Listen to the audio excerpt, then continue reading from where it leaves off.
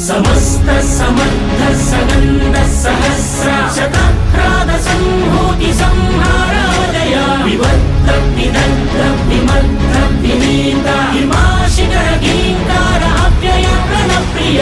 ఆరు చిచ్చుల మండె కపట బుద్ధితో మానవాళి బ్రతుకు మలుగుతున్నదా ఏకపాదమై ఉన్న ధర్మమేలా ఇసుక సేతువై కూలుతున్నదా ఆధరణి కన్నీరు తుడిచేందుకు నీరాకకే వేచరా